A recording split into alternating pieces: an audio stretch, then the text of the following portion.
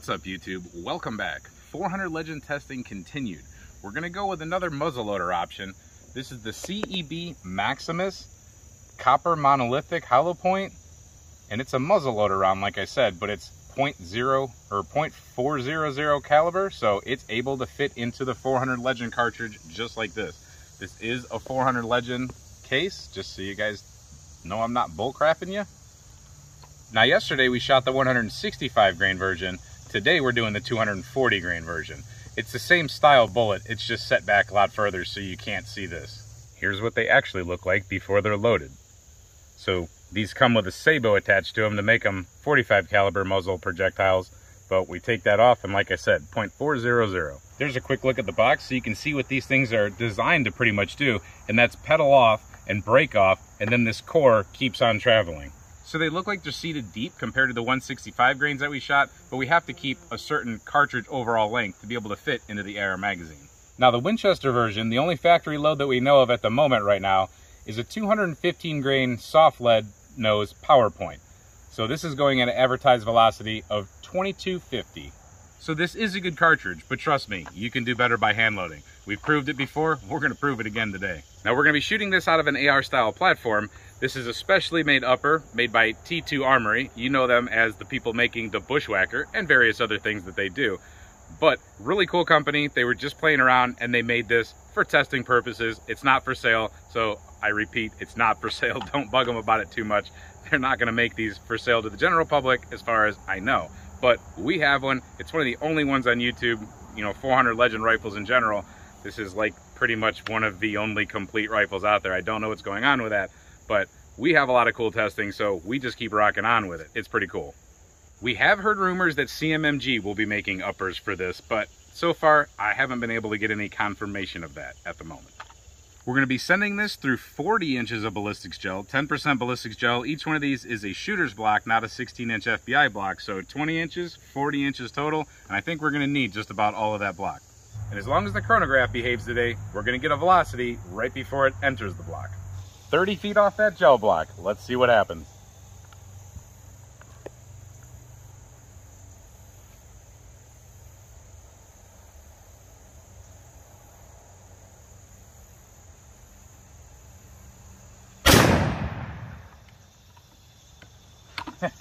I think we had fire again that time. Got smoke coming out of that block. It's just insane. I'm sorry, I'm giggling like a kid because this is really fun. And you might have noticed I was holding this one-handed before I shot it because truthfully everything we're doing is experimental. I don't recommend you guys do this at home without being really careful and knowing what you're doing.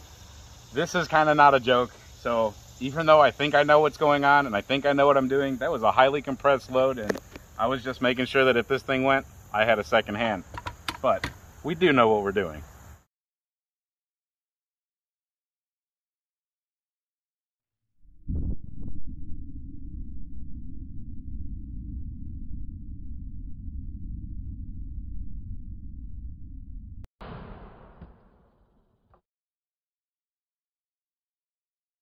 So 1798, not sure if that's true velocity or not, but I'm willing to think that that's pretty close to it because that is a very much heavier bullet than the factory round or the one that we shot yesterday at 165 grain.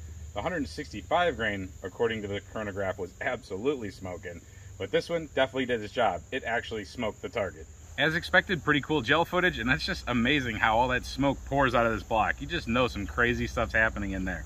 Foot-pounds of energy are there, feet per second are there to do that kind of damage. So as you can see on the entry wound, same thing we saw with the 165 grain. It was the small little entry wound at first, but then boy does it start doing its opening up thing. And then you have all that char in there from the fire effect. The petals were breaking off here. It appears they start veering off at about the 6-inch mark, and then by the 11-inch mark they've kind of been done doing what they're doing as far as traveling. There was an exit of one of them right here. There's another copper one, or piece of copper back there that you'll see from the top down. But then it keeps on traveling, doing its thing. It stops right here, and I'm going to say about 20, well, it went up to 25 inches and bounced back, and it's landing at the 23.5, 24-inch mark. But like I said, bounced back, so it did make it up there. Into the second gel block. From the top down, you pretty much see the same thing, except for you can see where this one veered off really cool. And you can see where this one exited going upwards, but that char in there, that's just amazing. It's a barbecue going on inside that block. It calms down a little bit right here. I would say that the char goes to about the 13-inch mark, and then it settles down. But leaving one block and entering another block, I always tell people, or I always try to tell people, that it takes a little bit of force to leave a block. It's kind of has a tension on the edge of this block, and then it takes force to enter the next block. So it's not like traveling through a straight 40-inch piece of block. It takes a little bit extra oomph to get out of one and into the next one, but it definitely was able to. So we have two nice, really curled back pedals, actually pretty sharp, and then we have two missing. So that's the one that exited the top and the one that's still in the block. We'll get the retained weight that we're showing you here in the corner, but pretty gnarly looking cartridge. I like that. Solid copper, or whatever kind of copper this is, always performs really well. So what do you guys think of this combo? The 240 grain Maximus, 400 Legend loaded up. I think it'll work for deer for sure. I personally would like the 165 grain. I think that one was a little bit more impressive, but either one of them would do just fine. This one felt pretty nice in the shoulder. There really wasn't a whole lot of recoil with this one. The other one had a little bit more, but still, neither one of them are bad. But I do like to tell people that 400 Legend does have recoil.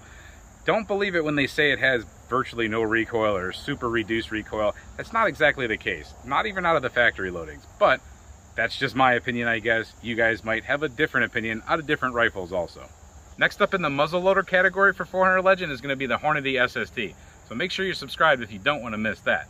Thanks for watching this video. Hope to see you at the next video. And until then, stay safe, have fun, and keep shooting.